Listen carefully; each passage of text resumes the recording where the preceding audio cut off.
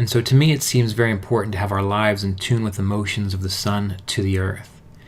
The sciences of Ayurveda and yoga, they're deeply connected to nature, and also the Vedas seem very profound in their connection with nature.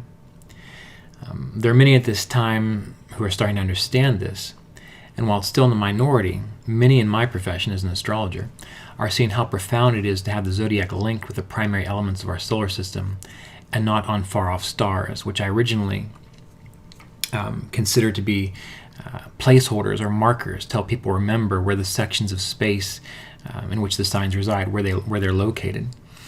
Is there evidence of the tropical zodiac as being the actual zodiac in traditional texts in the Indian culture? If so, what are they, and why don't more people pay attention to them? I have not much knowledge of Ayurveda or yoga, although I know their fundamental principles having read some books. I also use Ayurvedic medicines and do some yogasanas.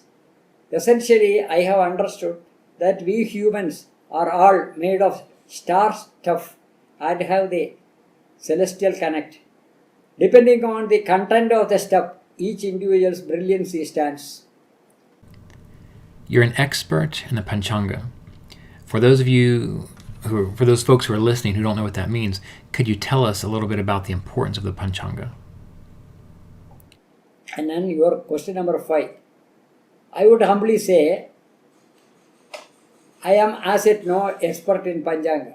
Panchanga is nothing but a calendar. But unlike the calendar, it uses a collection of 5. 5 means panch, limbs or ang, based on sunrise, moon's position, time, etc. The important one is Tithi, that is the difference between the daily longitudes of the sun and the moon in the waxing and waning moon fortnights. The second is the Vara, or the day of the week, each of which is supposed to be astrologically ruled by a planet. And the third, the nakshatra, or the constellation through which the moon transits. The fourth is a yoga, which is special calculation for separating the distance of the sun and the moon to know certain aspects of the personality of a person or something like that. And the fifth is Karana, that is half a lunar day. These 5 are found in the traditional Panchangas or calendars. They also give the rising time and duration of daily constellations, muhurtas, auspicious timings for marriage, Upanayanam, and a host of Hindu religious rituals, and also temple festivals and times. Planetary transits are invariably given month-wise or fortnight-wise, all with adjusted ayanamsha, which differ from one another.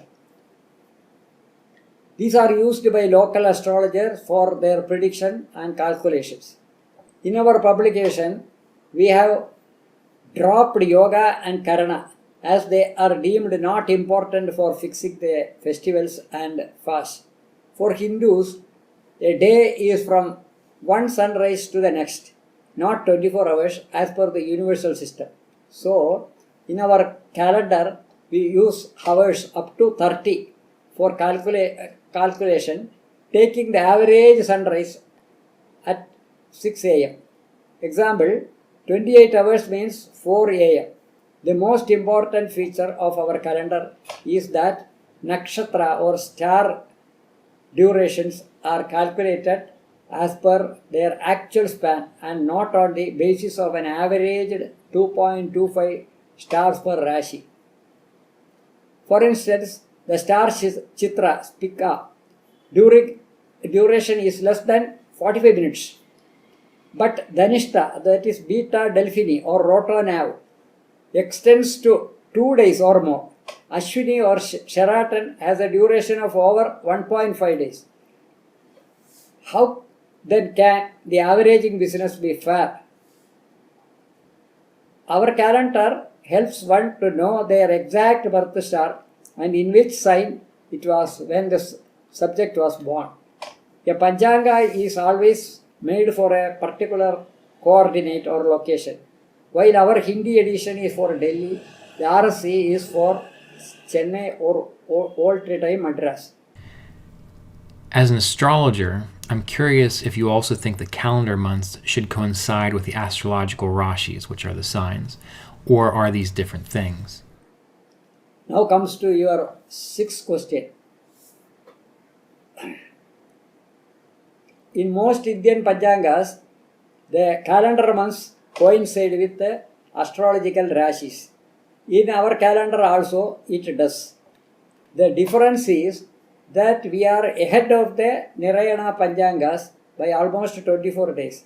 That is, when we celebrate Mahara Sankranti on winter solstice day, December 22, the Nirayana people do it after 23 days on January 14. Nirayana Panchangas do not match the seasons prevailing on earth. This is the tragedy of the Indian calendars now.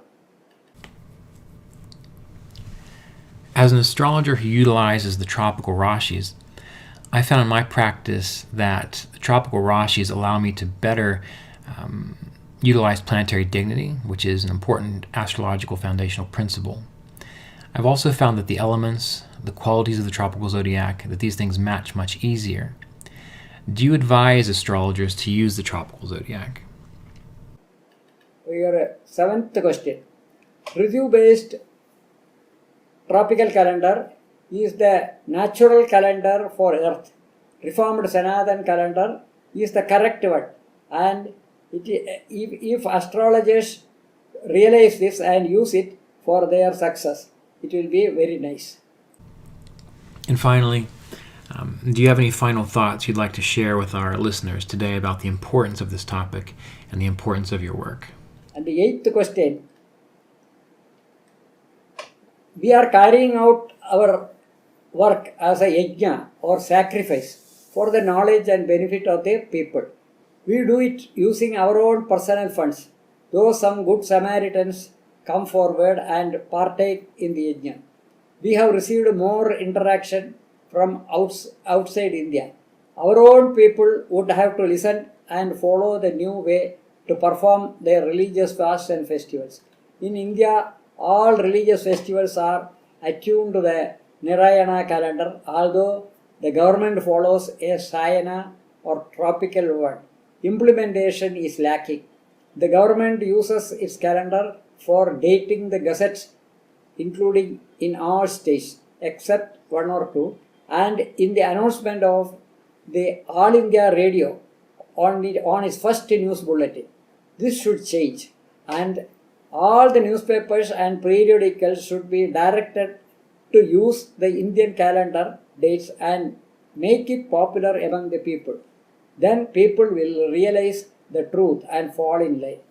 The national calendar, Rashtriya Panchanga, is published in more than 10 languages here by the government. But they have made it a mix of tropical and sidereal, with the result the calendar has 2 New Year days and other festivals. People do not care to refer to it.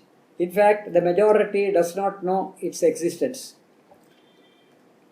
If the astrological community takes up to the new calendar and use it for their work, people will naturally return to the Ritu-based calendar and connect to the heavens. The aberration has happened around 1400 years ago. Thank you, Mr. Ryan, for the opportunity provided to me to interact with you. Thank you. And thank you again for the opportunity to answer these questions, for taking the time to do this. I'm sure it was educational for our listeners and very important for people to hear this kind of work. So thank you again. And again, that was Mr. Shivaraman, TV Shivaraman. And his work can be found at reformedsanatancalendar.in, and I'll put a link to that down at the bottom of this video for those of you who want to explore it with a little more intention.